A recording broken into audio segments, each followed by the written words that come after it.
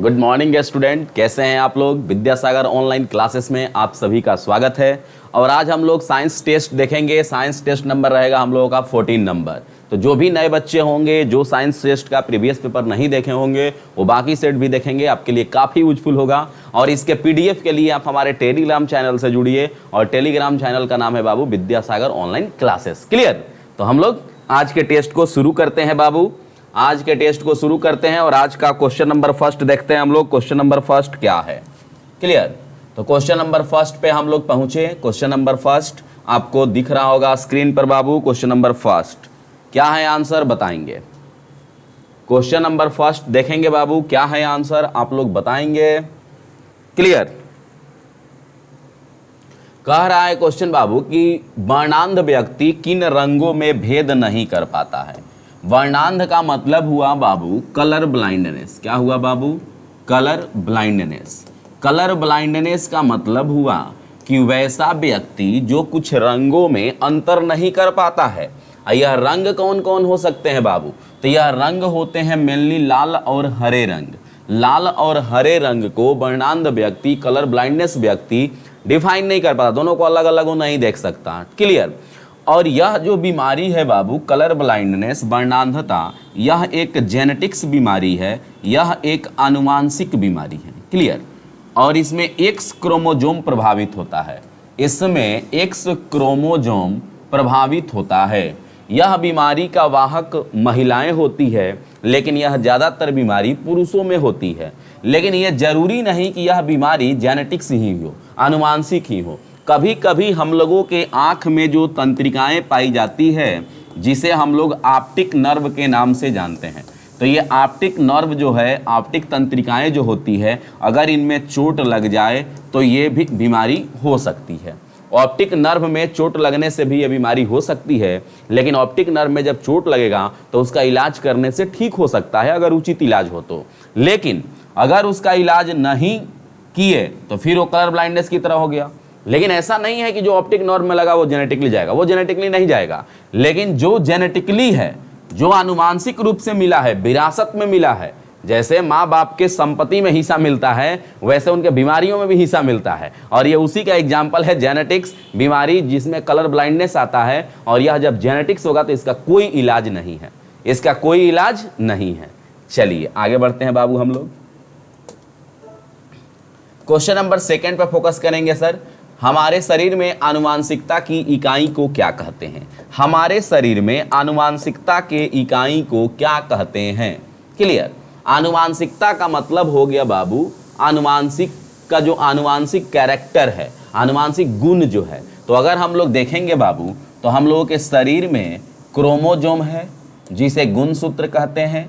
Chromosome के अंदर जाएंगे बाबू तो डीएनए मिलेगा, और डीएनए के अंदर जाएंगे बाबू तो जीन मिलेगा। डीएनए के अंदर जाएंगे तो जीन मिलेगा। तो जनरली आनुवांशिकी की इकाई को गुणसूत्र कहते हैं, लेकिन आनुवांशिकता या आनुवांशिक गुणों की इकाई जो होता है वह जीन होता है। आनुवांशिक गुणों की इकाई या आनुवांशिकता की इकाई कि वो क्या होता है बाबू, जीन। लेकिन ऐसा नॉर्मली पूछ दे कि आनुवांशिकी की इकाई क्या है, यूनिट ऑफ जेनेटिक्स, तो वहां पे आंसर हम लोग क्या दे सकते हैं, क्रोमोजोम्स दे सकते हैं। क्लियर। तो आंसर हम लोगों का क्या होगा बाबू, जीन होगा। और सबसे बड़ी बात कि ये केंद्रक के अंदर में ही, ये केंद्रक है ना, तो केंद्रक के अंदर में ही गुणसूत्र भी है, जीन भी है, डीएनए भी है। लेकिन कुछ डीएनए जो होता है वो केंद्रक से बाहर भी रहता है, जिसे हम लोग प्लाज्मा जीन के नाम से जानते हैं। जैसे माइटोकॉन्ड्रिया में भी डीएनए है, प्लास्टिड में भी डीएनए है, लवक में। तो ये दोनों जो डीएनए है उसको हम लोग बोलते हैं, किस नाम से जानते हैं, प्लाज्मा जीन के नाम से जानते हैं। क्लियर बाबू। चलिए आगे बढ़े हम लोग, क्वेश्चन देखेंगे हम लोग आगे। विकासवाद का सिद्धांत किसने प्रतिपादित किया था। विकासवाद का सिद्धांत प्रतिपादित किया था एक वैज्ञानिक है जिनका नाम है डार्विन। डार्विन ने विकासवाद का सिद्धांत प्रतिपादित किया, और इनकी एक किताब का नाम है बाबू origin of a species. Origin of a species. Origin of a species किसकी किताब है, तो यह डार्विन की किताब है। और इसी किताब में इन्होंने विकासवाद का सिद्धांत प्रस्तुत किया था। इसके अलावा डार्विन ने सिद्धांत दिया बाबू प्रकृति वरण का सिद्धांत। प्रकृति वरण का सिद्धांत यह भी किसका है बाबू, तो यह भी डार्विन का है। Theory of natural selection. फिर सर्वाइवल ऑफ फिटेस्ट, योग्यतम की उत्तरजीविता का सिद्धांत। योग्यतम की उत्तरजीविता का सिद्धांत ये भी किसका है बाबू? तो ये भी है हम लोगों का डार्विन का। योग्यतम की उत्तरजीविता का सिद्धांत यह भी किसका है बाबू? डार्विन के। इतने सारे सिद्धांत है। डार्विन का ही सहयोगी है स्पेंसर। डार्विन का ही सहयोगी है स्पेंसर। और ये हक्सले नामक वैज्ञानिक ने बताया था कि protoplasm is the physical basis of life. जीव द्रव्य जीवन का भौतिक आधार होता है। जीव द्रव्य जीवन का भौतिक आधार होता है। जीव द्रव्य जीवन का भौतिक आधार होता है, यानी protoplasm is the physical basis of life. ये किसने कहा था बाबू? हक्सले नामक वैज्ञानिक ने यह बात कहा था। क्लियर? चलिए तो आगे बढ़ते हैं हम लोग। अविकसित बच्चे को जन्म देने वाला जंतु कौन है? अविकसित बच्चे को जन्म देने वाला जंतु कौन सा है? अविकसित यानी अल्प विकसित। इनके जो बच्चे होंगे ये पूर्णतः विकसित नहीं होंगे। ऐसे बच्चे जो होते हैं माँ के पेट के बाहर बनी हुई थैली में रहते हैं। और ऐसे जानवरों को हम लोग कहते हैं बाबू मेटाथीरिया। क्या बोलते हैं इसको? मेटाथीरिया। मेटाथीरिया को ही हिंदी में हम लोग बाबू इसे एक और नाम से जानते हैं। इसे हम लोग कहते हैं बाबू मर्सुपियल्स। इसी को हम लोग कहते हैं मर्सुपियल्स, या इसी को हम लोग और हिंदी में बोलते हैं बाबू धानी वर्ग का प्राणी। धानी वर्ग का प्राणी इसे हम लोग कहते हैं। धानी वर्ग का प्राणी किसे?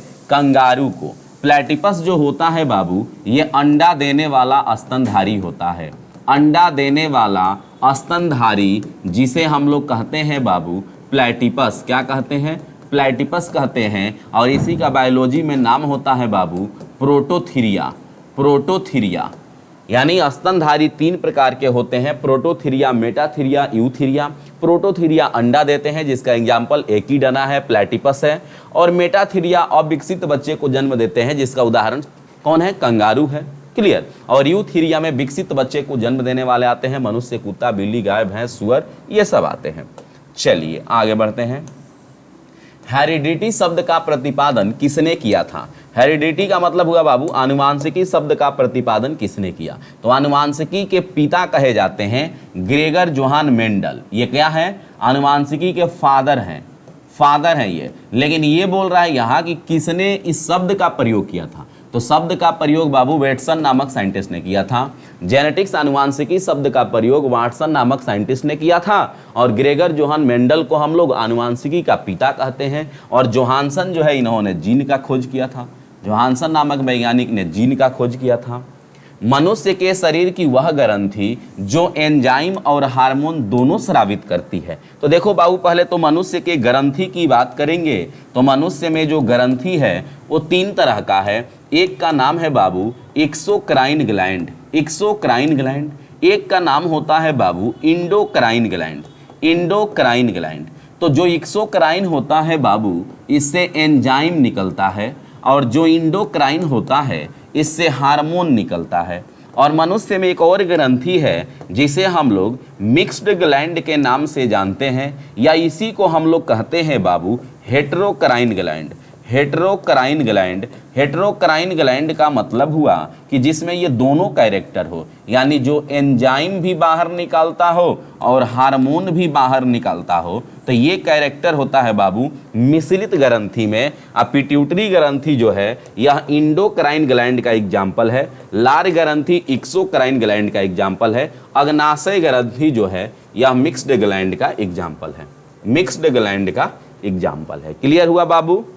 चलिए आगे बढ़ते हैं, चीजों को आगे बढ़ाते हैं। देखेंगे नेक्स्ट क्वेश्चन। निम्नलिखित में से कौन सा हार्मोन मानव शरीर में कोशिकाओं द्वारा ग्लूकोज के अंतर्ग्रहण के लिए आवश्यक है? मतलब कौन सा ऐसा सेल है, कौन सा ऐसा कोशिकांग है या जो भी है जो ग्लूकोज के अंतर्ग्रहण के लिए अनिवार्य है, मतलब शरीर में ग्लूकोज को कंट्रोल करता हो। तो ग्लूकोज को कंट्रोल करने के लिए हमारे शरीर में क्या है बाबू? इंसुलिन। इंसुलिन है जो हमारे शरीर में शुगर लेवल को मेंटेन करके रखता है। और यह इंसुलिन हमारे पैंक्रियाज से अग्नाशय से बीटा कोशिका से निकलता है। बीटा कोशिका से निकलता है। क्लियर बाबू। TSH जो होता है, TSH थायराइड स्टिमुलेटिंग हार्मोन, यह थायराइड ग्रंथि को कंट्रोल करता है। और GH जो होता है बाबू, GH में ही ढेर सारे हार्मोन आते हैं जो सेक्स रिलेटेड हार्मोन होते हैं, जिसे हम लोग ल्यूटिनाइजिंग हार्मोन भी कहते हैं। ल्यूटिनाइजिंग हार्मोन वगैरह GH से निकलते हैं। क्लियर। चलिए, AB रक्त समूह है, AB रक्त समूह के बारे में बात कर रहा है बाबू, और स्टेटमेंट कह रहा है एंटीजन नहीं रहते, एंटीबॉडी नहीं रहते। तो देख लेंगे इसको, ऐसे देखेंगे। एक हम लोग लिखेंगे बाबू ब्लड ग्रुप। क्या लिखेंगे? Blood group. इधर क्या लिखेंगे बाबू? एंटीजन। क्या लिखेंगे? एंटीजन। इधर क्या लिखेंगे बाबू? एंटीबॉडी। क्या लिखेंगे बाबू? एंटीबॉडी। और यहाँ पे लिखेंगे blood group, A blood group, B blood group, AB blood group, O blood group. ठीक है। A ब्लड ग्रुप में एंटीजन A रहता है, B ब्लड ग्रुप में एंटीजन B रहता है, AB ब्लड ग्रुप में एंटीजन AB रहता है, O ब्लड ग्रुप में एंटीजन नहीं रहता है। और A ब्लड ग्रुप में एंटीबॉडी B रहता है, B में एंटीबॉडी A रहता है, AB में एंटीबॉडी नहीं रहता है, और O में एंटीबॉडी AB रहता है। अब कह रहा है कि AB रक्त समूह है, AB में एंटीजन नहीं रहते, ये तो गलत कथन है। एंटीबॉडी नहीं रहते, देखें AB में एंटीबॉडी नहीं रहते, सही हो गया। क्लियर। ना तो एंटीजन ना ही एंटीबॉडी पाए जाते हैं, ये भी गलत है। एंटीजन तथा एंटीबॉडी दोनों पाए जाते हैं, गलत हो गया। क्लियर। क्लियर हुआ बाबू? चीजें समझ में आ रही है? स्क्रीनशॉट ले लेंगे इसका, आपके लिए काफी यूजफुल है। चलिए आगे बढ़ाते हैं चीजों को। मनुष्य में ताप नियमन किस अंग द्वारा होता है? मनुष्य में बोल रहा है कि टेम्परेचर को कंट्रोल करना है, तो कौन सा ऑर्गन इसके लिए जिम्मेदार है? तो हमारा इसके लिए मनुष्य में ताप नियमन के लिए ढेर सारे अंग जिम्मेदार हैं, ठीक है ना। ताप नियमन के लिए किडनी भी जिम्मेदार है कि क्लियर, थायरॉक्सिन भी जिम्मेदार है, ठीक है, ब्लड भी जिम्मेदार है, क्लियर, और हम लोगों का मस्तिष्क यानी ब्रेन भी जिम्मेदार है। और ब्रेन का जो हाइपोथैलेमस पार्ट होता है, यह हमारे बॉडी के थर्मो रेगुलेशन के लिए रिस्पॉन्सिबल होता है, शरीर के तापमान को कंट्रोल करता है। कौन? हाइपोथैलेमस। और इसी भाग से प्यार घृणा भी होता है। फेफड़ा जो है ये CO2 को बाहर निकालता है, ऑक्सीजन को अंदर लेता है। यकृत जो है हमारे शरीर में ढेर सारे काम करता है, यकृत से ही निकलता है हिपैरिन। हिपैरिन नामक पदार्थ यकृत से निकलता है, जो शरीर में ब्लड का थक्का बनने नहीं देता है। हृदय का काम हमारे शरीर में ब्लड का पंप करना होता है। ब्लड का पंप करना का काम किसका है बाबू? हृदय का है। हृदय के संबंध में जो फेफड़ा का काम है वो ब्लड को प्यूरिफाई करना होता है। क्लियर। चलिए आगे बढ़ते हैं हम लोग। क्वेश्चन नंबर 10 पे देखेंगे बाबू। 10 नंबर क्वेश्चन क्या है? देखेंगे 10 नंबर क्वेश्चन कि खाना बनाने में प्रयोग किया जाने वाला अदरक एक राइजोम होता है, वह है क्या? तो बाबू याद रखेंगे हम लोग कि जो अदरक होते हैं, हल्दी होते हैं, ये जो होते हैं तना के पार्ट होते हैं, तना के पार्ट होते हैं। और इसी को हम लोग भूमिगत तना भी कहते हैं, भूमिगत तना भी कहते हैं। और इसी को बायोलॉजिकल लैंग्वेज में हम लोग राइजोम के नाम से जानते हैं। इसी को हिंदी में प्रकंद भी कहते हैं। तो यह जो है भूमिगत तना का पार्ट होता है। जो हम लोग गाजर खाते हैं वो भूमिगत जड़ होता है। क्लियर।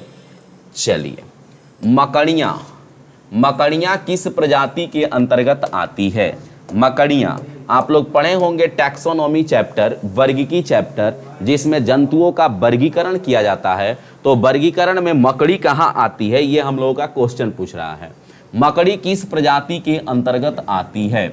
मकड़ी किस प्रजाति के अंतर्गत आती है? तो मोलस्का में क्या आता है बाबू? पहले तो ये जान लेते हैं। मोलस्का में आता है घोंघा, सीप, घोंघा, सीप। इसके अलावा अगर मोलस्का में देखें हम लोग तो ऑक्टोपस, ऑक्टोपस ये भी आता है। बी नंबर है एनीलिडा। एनीलिडा में आता है जोंक, लीच, केंचुआ, केंचुआ, नेरिस, नेरिस। निडेरिया में, यानी इस निडेरिया को सिलेंट्रेटा भी कहते हैं। तो सी नंबर में आता है बाबू हाइड्रा, मूंगा, हाइड्रा, मूंगा, ओबिलिया, हाइड्रा, मूंगा, ओबिलिया, जेलीफिश, जेलीफिश, जेलीफिश, सी एनीमोन, सी एनीमोन, ये सब के सब आते हैं किसमें बाबू? निडेरिया में। और आर्थ्रोपोडा में बाबू आते हैं कौन कौन? मकड़ी, मकड़ी, कॉकरोच, कॉकरोच, झींगा मछली, इसके अलावा सिल्वर फिश, सिल्वर फिश, सितारा मछली, सिल्वर फिश। क्लियर हुआ बाबू? तो आंसर कौन सा हो जाएगा हम लोगों का? डी नंबर हो जाएगा कि मकड़ी किस में आता है? तो मकड़ी आर्थ्रोपोडा में आता है। मकड़ी किस में आता है बाबू? आर्थ्रोपोडा में आता है। निम्नलिखित में से कौन सा एक भारत का राष्ट्रीय जलीय प्राणी है? तो भारत का राष्ट्रीय जलीय प्राणी बाबू यह है गंगा डॉल्फिन। क्या नाम है बाबू इसका? गंगा डॉल्फिन। डॉल्फिन को बिहार के लोग सोंस के नाम से भी जानते हैं, सोंस के नाम से भी इसे जानते हैं। और यह एक स्तनधारी होता है, यह एक स्तनधारी होता है। और यह जो आवाज़ यूज करता है वो पराश्रव्य ध्वनि का प्रयोग करता है, पराश्रव्य ध्वनि का यह प्रयोग करता है, पराश्रव्य ध्वनि का प्रयोग करता है गंगा डॉल्फिन या कोई भी डॉल्फिन की प्रजाति हो। इन्हीं डॉल्फिन से हम लोग प्रेरित होकर के सोनार नामक यंत्र का आविष्कार किए हैं। सोनार नामक यंत्र का आविष्कार डॉल्फिन से ही प्रेरित होकर के किया गया है। क्लियर? 20 लाख हर्ट्ज से ज़्यादा के ये वेव वाला साउंड को सुनती है। निम्नलिखित में से किस युग में खुला परिसंचरण तंत्र पाया जाता है? खुला परिसंचरण तंत्र कहने का मतलब है बाबू कि वैसा जंतु जिसमें ब्लड के बहने के लिए कोई स्पेशल वेसल्स नहीं है, स्पेशल वाहिनी नहीं है, वैसे जंतु को हम लोग कहेंगे कि उसमें खुला परिसंचरण तंत्र है। तो खुला परिसंचरण तंत्र बाबू ये मानव में तो होगा नहीं, केचुआ में होगा नहीं, यहाँ पे मछली में होगा नहीं, तो बचा क्या बाबू? कॉकरोच और सिल्वर फिश। दोनों क्या है बाबू? ये कीट हैं। दोनों क्या है? कीट हैं। और जो भी कीट होते हैं उनको आर्थ्रोपोडा के नाम से जानते हैं। किस नाम से जानते हैं बाबू? आर्थ्रोपोडा के नाम से जानते हैं। आर्थ्रोपोडा संघ के ये जंतु कहे जाते हैं। क्लियर? आगे बढ़ते हैं बाबू, देखेंगे हम लोग नेक्स्ट क्वेश्चन। क्लोरोफ्लोरोकार्बन का व्यापक रूप से किसमें उपयोग किया जाता है? क्लोरोफ्लोरोकार्बन, क्लोरोफ्लोरोकार्बन बाबू जिसे हम लोग कहते हैं CFC, CFC क्लोरोफ्लोरोकार्बन। तो क्लोरोफ्लोरोकार्बन का प्रयोग बाबू हम लोग करते हैं AC में, रेफ्रिजरेटर में, रेफ्रिजरेटर में यानी फ्रिज में।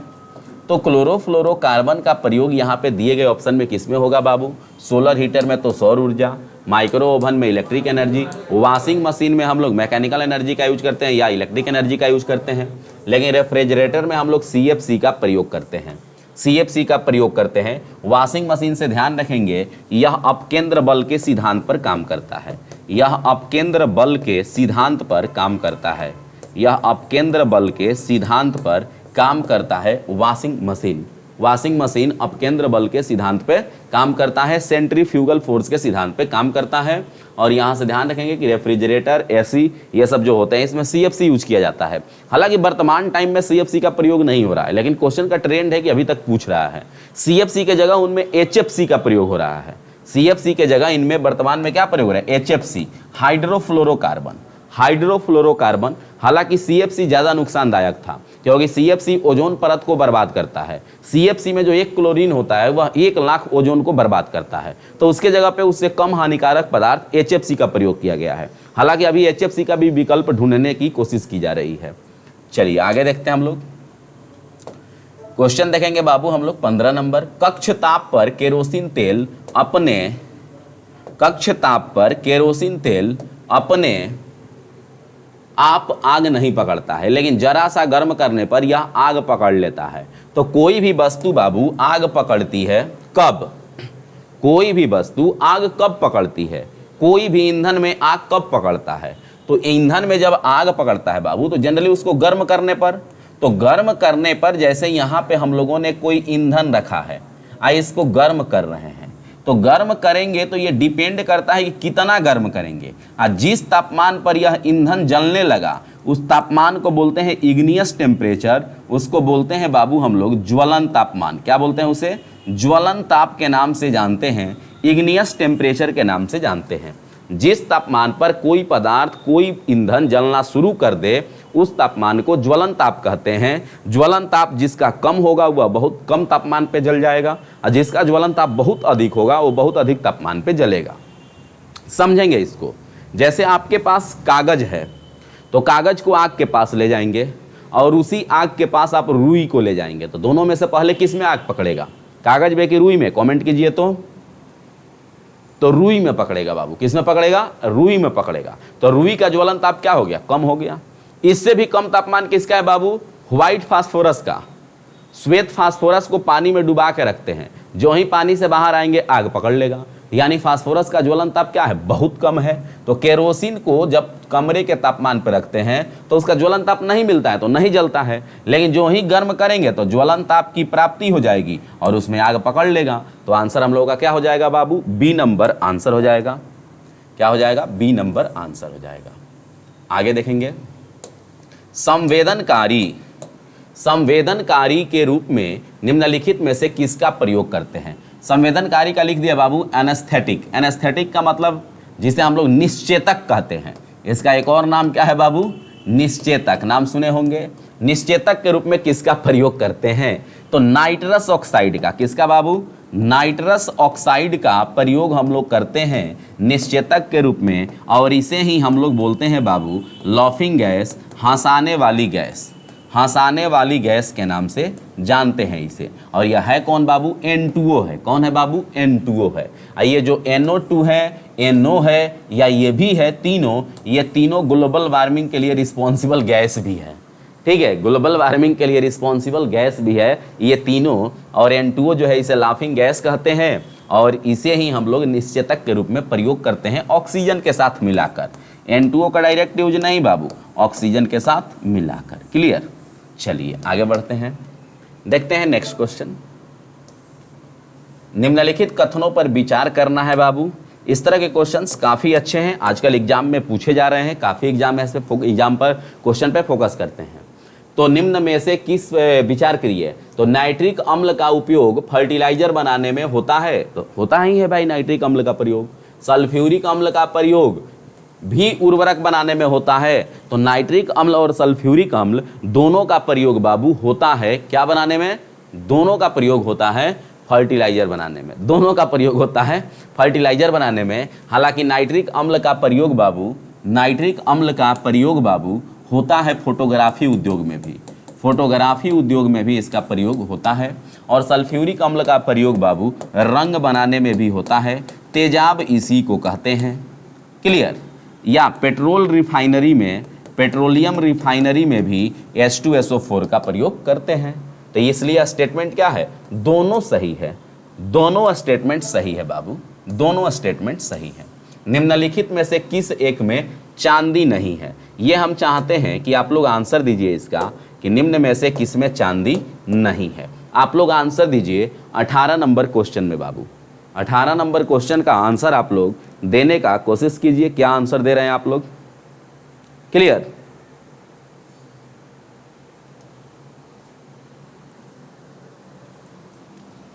लूनर कास्टिक AgNO3 को कहते हैं। जर्मन सिल्वर AgCl को कहते हैं। नहीं सॉरी, जर्मन सिल्वर सॉरी मिटाना पड़ेगा इसको भी मिटा देते हैं साथ में। चलिए, AgNO3 कास्टिक लूनर कास्टिक को कहते हैं। जर्मन सिल्वर में कॉपर, जिंक और निकेल होता है और हॉर्न सिल्वर में AgCl होता है और इसमें होता है Ag3SbS3। ठीक है, तो ये है रूबी सिल्वर। तो रूबी सिल्वर, हॉर्न सिल्वर और लूनर कास्टिक, ये तीनों जो है बाबू ये चांदी के अयस्क होते हैं। चांदी के अयस्क होते हैं। लेकिन जर्मन सिल्वर जो है यह एक मिश्र धातु है। जर्मन सिल्वर क्या है बाबू? यह एक मिश्र धातु है। यह एक एलोय है। एलोय यानी मिश्र धातु है जिसमें दूर दूर तक चांदी नहीं है। तो क्वेश्चंस क्या आते हैं? दिए गए ऑप्शन में किसमें चांदी नहीं है? तो जर्मन सिल्वर में चांदी नहीं होता है। तो ये भी तो क्वेश्चन पूछ सकता है कि जर्मन सिल्वर में होता क्या है? तो जर्मन सिल्वर में कॉपर, जिंक, निकेल होता है। 60 और 20 का रेशियो होता है। 60% हो जाएगा कॉपर और बाकी 20-20 रहेगा हम लोगों का किसमें, जर्मन सिल्वर में। क्लियर, चलिए आगे बढ़ते हैं। 19 नंबर क्वेश्चन है बाबू कि ट्राइटियम किसका समस्थानिक है। ट्राइटियम किसका समस्थानिक है। ट्राइटियम तो ये देखिए 1H1 1H2 1H3, इसे बोलते हैं बाबू हम लोग प्रोटियम। क्या बोलते हैं इसे, प्रोटियम। इसे बोलते हैं बाबू हम लोग ड्यूटेरियम। क्या बोलते हैं इसे, ड्यूटेरियम। और इसे हम लोग बोलते हैं बाबू ट्राइटियम या ट्रिटियम। क्या बोलते हैं, ट्राइटियम या ट्रिटियम। और ये तीनों के तीनों हाइड्रोजन के समस्थानिक होते हैं। ये तीनों के तीनों हाइड्रोजन के समस्थानिक होते हैं। हाइड्रोजन के समस्थानिक होते हैं। तीनों के तीनों हाइड्रोजन के समस्थानिक होते हैं। क्लियर, आ रही है बातें समझ में। तो इसलिए हम लोग क्या देंगे कि ट्राइटियम जो है यह किसका समस्थानिक होता है बाबू, हाइड्रोजन का। किसका समस्थानिक है, हाइड्रोजन का। ध्यान रखेंगे कि समस्थानिक हम लोग किसे कहेंगे बाबू, तो समस्थानिक हम लोग उस एलिमेंट को कहेंगे, उस एटम को कहेंगे जिसका एटॉमिक नंबर क्या होगा, समस्थानिक का सेम होगा और मास नंबर डिफरेंट होगा। देखिए एटॉमिक नंबर सबका सेम है, मास नंबर सबका डिफरेंट है। क्लियर, चलिए 20 नंबर क्वेश्चन पे फोकस करते हैं बाबू। 20 नंबर क्वेश्चन आप लोगों को पढ़ने में समय लगेगा थोड़ा, पढ़िए इसको तब आंसर दीजिए। आप लोग पढ़िए, आंसर दीजिए, पढ़िए और आंसर दीजिए। 20 नंबर क्वेश्चन बाबू पढ़ना है, क्वेश्चन का आंसर देना है बाबू 20 नंबर क्वेश्चन का। क्लियर, निम्न में से कौन सा भारी जल रिएक्टर में प्रयुक्त किया जाता है। भारी जल, तो भारी जल बाबू होता है D2O। भारी जल क्या है, D2O।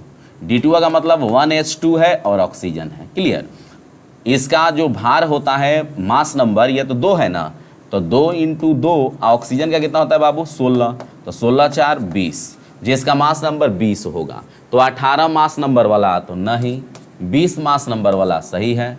ये 4 डिग्री से 19 नहीं। क्लियर, जमे हुए नहीं बिल्कुल। तो आंसर क्या होगा बाबू कि जो भारी जल रिएक्टर में प्रयोग होता है उसका केमिकल फार्मूला D2O होता है और D2O में हाइड्रोजन के स्थान पर हाइड्रोजन का समस्थानिक ड्यूटेरियम होता है और इसे भारी जल के नाम से जानते हैं, हेवी वाटर के नाम से जानते हैं, गुरु जल के नाम से जानते हैं। और इसका प्रयोग नाभिकीय रिएक्टर में मंदक के रूप में किया जाता है, मॉडरेटर के रूप में इसका प्रयोग किया जाता है। क्लियर, चलिए, और इसका खोज भी किया था बाबू HC उरे नामक साइंटिस्ट ने। HC उरे नामक साइंटिस्ट ने इसका खोज किया था। क्वेश्चन ये भी पढ़ेंगे बाबू, काफ़ी अच्छा क्वेश्चन है, पढ़िए आप लोग, आंसर दीजिए। और वीडियो अच्छा लग रहा है बाबू तो ज़्यादा से ज़्यादा ये लाइक कीजिए, आप लोग ज़्यादा से ज़्यादा अपने दोस्तों को शेयर कीजिए। क्लियर, और चैनल को सब्सक्राइब कर लीजिए। क्लियर, क्योंकि विद्यासागर ऑनलाइन क्लासेस आप ही लोगों के लिए है और हम लोग कोशिश करते हैं कि ऐसा आपको क्वेश्चन दिया जाए ताकि एग्जाम में आपको इसका काफ़ी फ़ायदा मिल सके। ठीक है, जैसा कि जो बच्चे पूरा सॉल्यूशन देखते होंगे, ऐसा नहीं कि क्लिक किए और भाग गए। ठीक है, तो जो लोग पूरा सॉल्यूशन देखेंगे उनको फ़ायदा अवश्य मिलेगा। ठीक है, फ़ायदा मिलना ही है क्योंकि हम लोग क्वेश्चन के साथ ढेर सारी चीज़ें बताने की कोशिश करते हैं ताकि आपको कहीं पे किसी तरह का कोई प्रॉब्लम्स ना हो। चलिए तो हम लोग आगे बढ़ते हैं।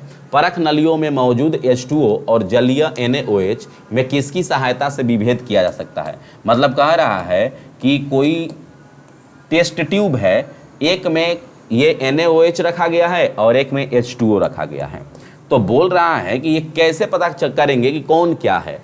जैसे 2 टेस्ट ट्यूब है, ये एक टेस्ट ट्यूब हो गया और एक ये टेस्ट ट्यूब हो गया, तो हम लोगों को पता नहीं, दोनों तो देखने में व्हाइट ही रहेंगे, कलरलेस रहेंगे, तो कौन पानी है कौन कास्टिक सोडा है कैसे पता चलेगा। तो ये पता करने के लिए क्या करना पड़ेगा, तो पानी तो उदासीन होता है बाबू। पानी कैसा होता है, उदासीन होता है, न्यूट्रल होता है।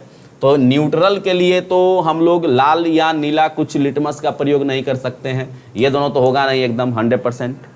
अब है हम लोगों का कि ये क्या है बाबू, NaOH एक बेस है, स्ट्रॉन्ग बेस है। अब बेस का काम क्या है बाबू कि लाल लिटमस को नीला कर देना, लाल लिटमस को नीला कर देना। तो लाल लिटमस को नीला कर देगा तो हम लोग समझ जाएंगे कि यह बेस है यानी NaOH है। और नीला लेंगे तो नीले न रह जाएगा बेस में, नीला लेंगे तो नीला ही रह जाएगा, इसलिए बेस्ट आंसर क्या होगा, A नंबर होगा, 21 नंबर होगा। चलिए आगे बढ़ते हैं।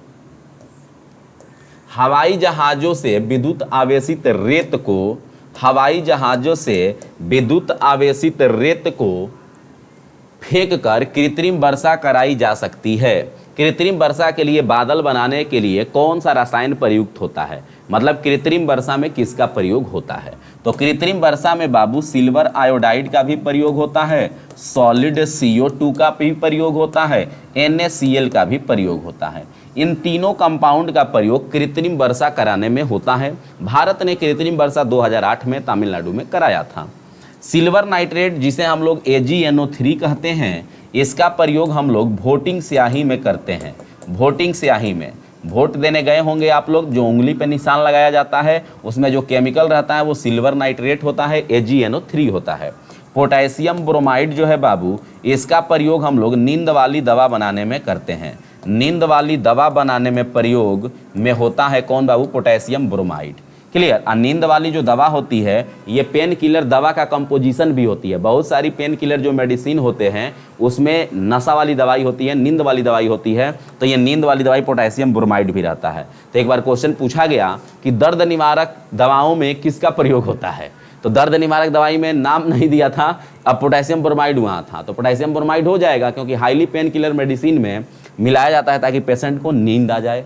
Potassium nitrate KNO3, potassium nitrate को ही सोरा कहते हैं, नाइटर कहते हैं, साल्ट पीटर कहते हैं, और इसका प्रयोग बारूद बनाने में और उर्वरक बनाने में होता है। तो आंसर यहाँ पे हम लोग कौन सा हो जाएगा बाबू? C नंबर हो जाएगा। आंसर कौन सा हो जाएगा बाबू? C नंबर हो जाएगा। आगे देखेंगे, भार राशि को किससे मापा जा सकता है? तो देखिए बाबू, भार को किससे मापा जा सकता है? तो भार का तो मात्रक न्यूटन होता है, भार का मात्रक न्यूटन होता है, यानी यह एक प्रकार का बल होता है। और इसको मापने के लिए बाबू कमानीदार तुला स्प्रिंग बैलेंस का प्रयोग करते हैं। इसको मापने के लिए स्प्रिंग बैलेंस का प्रयोग करते हैं और यह हमेशा परिवर्तनशील होता है, हमेशा परिवर्तनशील होता है, क्योंकि भार बराबर फार्मूला होता है mg। तो ये g बदलेगा तो W भी बदलेगा, तो g घटेगा तो भार घटेगा, g बढ़ेगा तो भार बढ़ेगा। इसलिए क्वेश्चन पढ़ते होंगे आप लोग कि चंद्रमा पे जाने पे किसी वस्तु का भार क्या हो जाएगा, तो पृथ्वी का 1/6 हो जाएगा, क्योंकि पृथ्वी पे जो g है वो चंद्रमा पे g को अगर देखेंगे तो चंद्रमा वाला g कितना है? g/6 है, तो g/6 होगा तो सीधा का सीधा ये भार क्या होगा? घट जाएगा। तो जो भार होता है यह बदलते रहता है लेकिन द्रव्यमान नहीं बदलते रहता है। तो इसलिए हम लोग का आंसर क्या होगा कि भार को मापने के लिए कमानीदार तुला का प्रयोग करते हैं। कमानीदार तुला स्प्रिंग बैलेंस हो सकता है, देखे होंगे आप लोग, नहीं भी देखे होंगे, लेकिन वैसे बच्चे जो गैस सिलेंडर छोटा वाला जाते होंगे पेट्रोमैक्स भराने के लिए, तो कहीं कहीं दुकानदार जो है ऐसा एक यंत्र रखे रहता है, यहाँ पे पकड़ने के लिए रहता है और यहाँ पे एक कुंडी रहता है, इसमें रीडिंग रहता है यहाँ पर, इसी में आपके सिलेंडर को लटका देता है, तो इसमें कुछ रीडिंग शो करता है। तो ऐसे बैलेंस को हम लोग स्प्रिंग बैलेंस कहते हैं। क्लियर? चलिए, जब एक गतिमान कार को अचानक रोका जाता है तो कार में बैठे हुए व्यक्ति आगे की ओर गिर जाते हैं, ऐसा क्यों होता है? क्लियर? जब एक गतिमान कार को अचानक रोका जाता है तो कार में बैठे यात्री किस कारण गिर जाते हैं? तो कार में बैठे हुए व्यक्ति क्या है? गति में है। जो ही कार रुकती है तो रुकना नहीं चाहते, गति में ही जाना चाहते हैं। तो गति में है तो गति विराम के कारण, गति में है तो क्या होगा आंसर बाबू? गति जड़त्व के कारण, गति जड़त्व के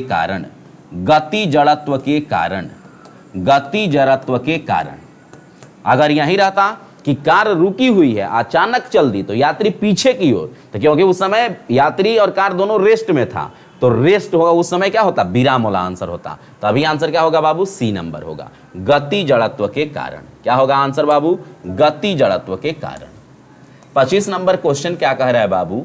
बीमा डायमेंशन MLT−2 किसका होता है?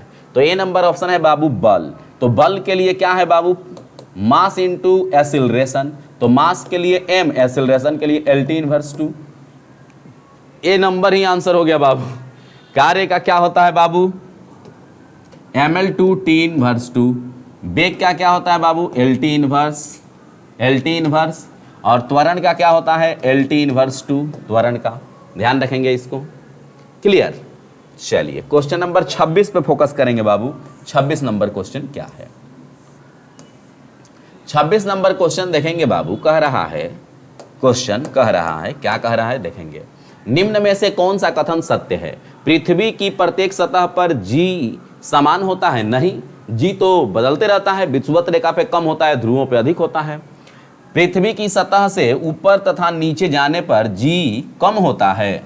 पृथ्वी की सतह से ऊपर तथा नीचे जाने पर जी का मान कम होता है, बिल्कुल सही है। अक्षों पर जी का मान अधिकतम होता है। नहीं, पोल्स पे होता है। ध्रुवों पर जी का मान अक्षों से अधिक होता है। तो हम लोग बोल सकते हैं कि ये भी स्टेटमेंट सही है, यानी दिए गए विकल्प में हम लोगों का दोनों स्टेटमेंट सही है। पृथ्वी की सतह से ऊपर तथा नीचे जाएं तो दोनों स्थिति में जी का मान घटता है, यानी अर्थ सरफेस से ऊपर जाएंगे तो भी घटेगा, नीचे जाएंगे तो भी घटेगा, क्लियर। दोनों स्थिति में जी का मान घटता है।